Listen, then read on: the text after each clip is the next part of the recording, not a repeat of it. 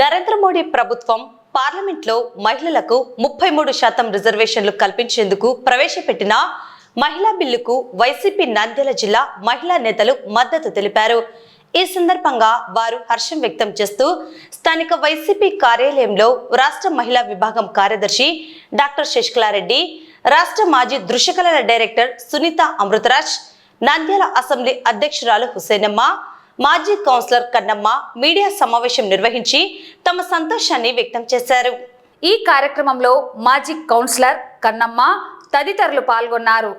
అందరికీ నమస్కారం. ఈరోజు గత వైఎస్ఆర్సీపీ ప్రభుత్వంలో అయితేనేమి మా జగనన్న గారు, వైఎస్ఆర్సీపీ అధినేత వైఎస్ జగన్మోహన్ రెడ్డి గారు ఎప్పుడూ కూడా మహిళా పక్షపాతిగా మహిళలకి 50% రిజర్వేషన్ కల్పించి ఆ రోజు స్థానిక సంస్థల్లో దాన్ని చట్టం చేసి కూడా అందరికీ 50% స్థానిక సంస్థల్లో అవకాశం ఇచ్చిన వ్యక్తి జగన్మోహన్ రెడ్డి గారు.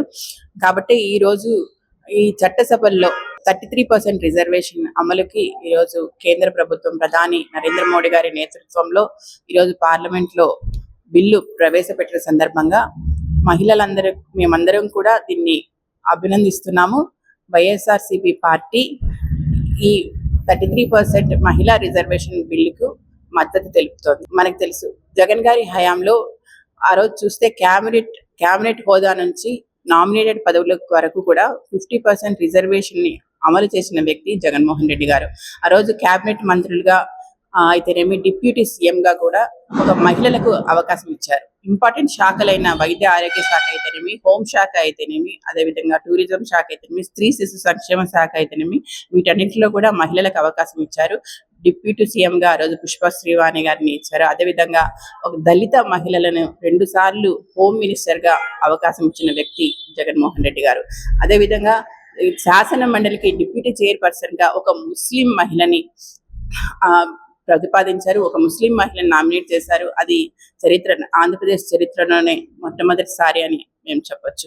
అదేవిధంగా ఈరోజు చూస్తే 50% రిజర్వేషన్ ని స్థానిక సంస్థల్లో అమలు చేసి ఈరోజు గత వైఎస్ఆర్సీపీ ప్రభుత్వంలో 57% సర్పంచ్లు అయితేనేమి, అదేవిధంగా 54% ఎంపీటీసీలు, అదేవిధంగా 53% జెడ్పీటీసీలు, ఎంపీపీలుగా మహిళలకు అవకాశం ఇచ్చారు.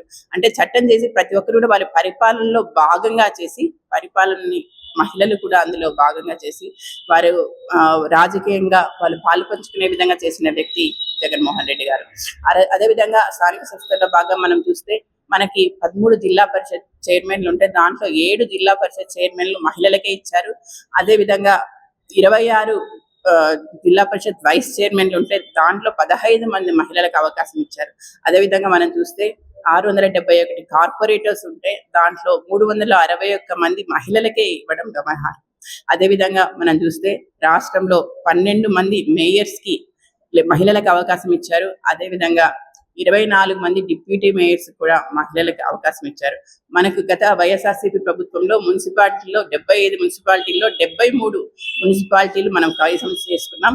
ఆ 73 మున్సిపాలిటీల్లో 45 మున్సిపాలిటీలకి మున్సిపల్ చైర్మన్లుగా మహిళలకు అవకాశం ఇచ్చిన వ్యక్తి మన జగనన్న అన్నారు. కానీ పొదుపు సంఘాలకి ఆర్థిక చేయూతనిచ్చిన వ్యక్తి ఎవరైనా ఉన్నారు అంటే అది గత ముఖ్యమంత్రి జగన్మోహన్ రెడ్డి గారు మాత్రమే.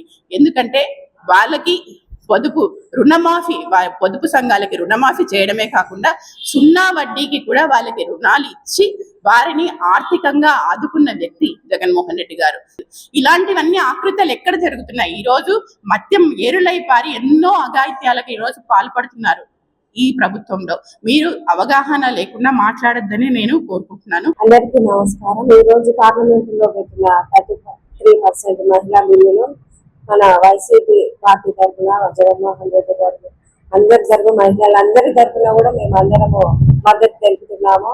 మొదటిసారిగా కూడా మన జగన్మోహన్ రెడ్డి గారే మహిళలకు 50 నుంచి 60% కూడా రిజర్వేషన్ కల్పించి రాజకీయంగా వాళ్ళ అభివృద్ధికి ఎంతగానో తోడ్పాటు చేసినారు, ఎంతగానో ప్రోత్సహించి రాజకీయ రంగంలోకి తీసుకొని రావడం జరిగింది. నామినేట్ పోస్టులలో కానీ, స్థానిక సంస్థల ఎన్నికల్లో కానీ, అన్ని రంగాలలో మహిళలందరి మళ్ళా జగనన్న పెట్టిన అన్ని పథకాల్లో కూడా మహిళలకే ప్రధాన ప్రాంతం ఇచ్చి వాళ్ళ అకౌంట్లలో అమౌంట్ వేసి మహిళల అభివృద్ధి కోసం ఆర్థికంగా కృషి చేయడం జరిగింది. ఈ ఘనత అంతా మొదలు ప్రారంభించింది జగన్మోహన్ రెడ్డి గారు. ఈ ఘనత అంతా జగన్మోహన్ రెడ్డి గారు చెందుతుంది.